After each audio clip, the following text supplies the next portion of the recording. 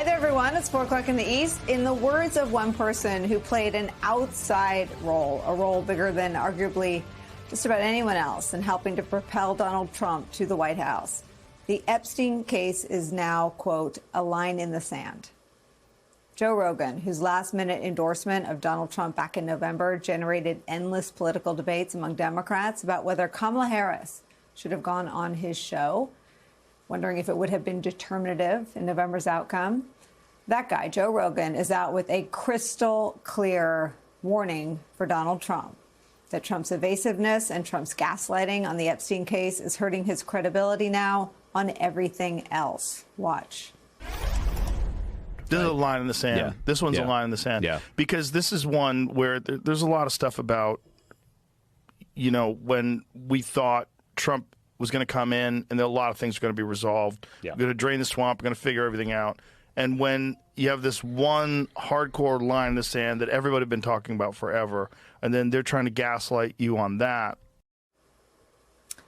Rogan also ripped to shreds the defense that Team Trump has argued and played on his show. Here's what he said about FBI Director Kash Patel's appearance on his show last month.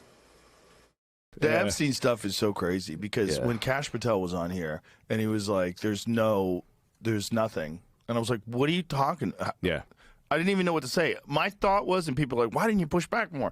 My thought was like, I'm just going to put this out there and let the internet do its work because there's nothing I can. The guy's saying there's no tapes, there's no video. That doesn't make any sense. Everyone knows it doesn't make any sense. The whole thing was nuts. And then he's like, well, we have a film. We're going to release that film. And the film has a minute missing from it. Yeah. Like, do you think we're babies? Like, what is this?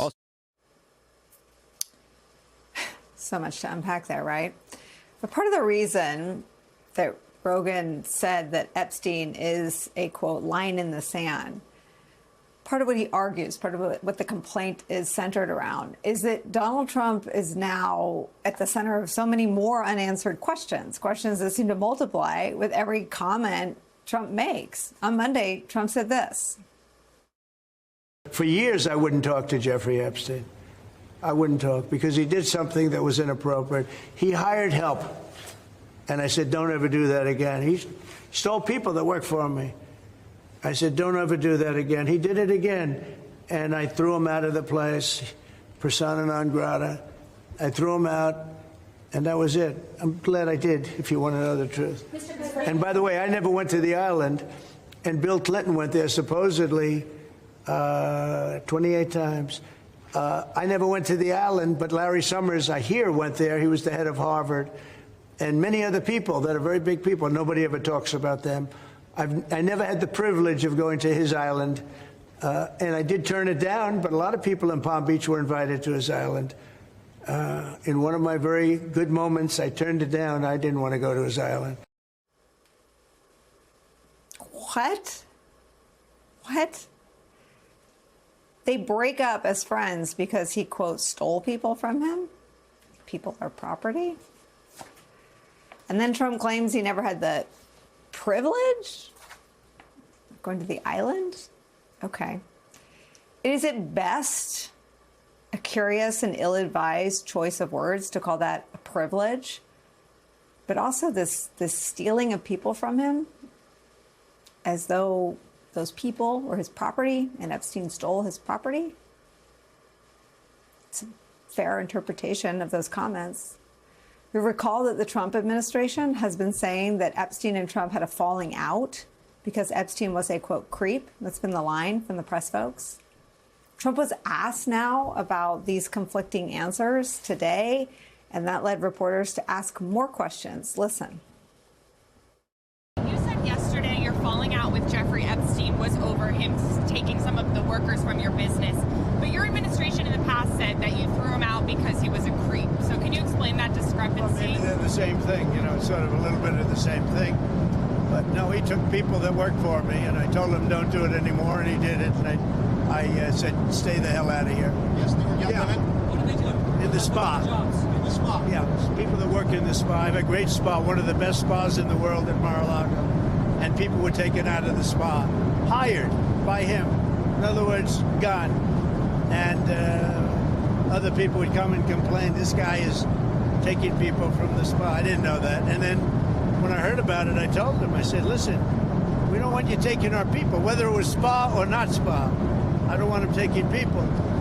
And he was fine. And then not too long after that, he did it again. And I said, out of here. Mr. President, did one of those stolen, persons, does that include Virginia Jeffrey? I don't know. I think she worked at the spa. I think so. I think that was one of the people. Yep. He stole her. And by the way, she had no complaints about us, as you know. None whatsoever. What year is it? What are we talking about? Trump is talking in that sound you just listened to about a victim named Virginia Giuffre. She's one of Jeffrey Epstein's better known victims. We know a lot about her as a victim. She died by suicide this April. In the midst of all this, Trump is trying to refocus attention on Jeffrey Epstein's accomplice and longtime girlfriend, Ghislaine Maxwell, whose attorney has made clear that she would like a pardon or commutation. For what, it's not clear. Today, she told Congress she would testify only under immunity. Some of Trump's media allies are already laying the groundwork for Trump to comply with that request and grant her clemency. Listen to MAGA influencer Charlie Kirk. If anybody actually has the information of what has happened around Jeffrey Epstein, it's not going to be some James Comey created file. It is going to be Ghislaine Maxwell. But do you know who created the Ghislaine Maxwell? Well, forget it.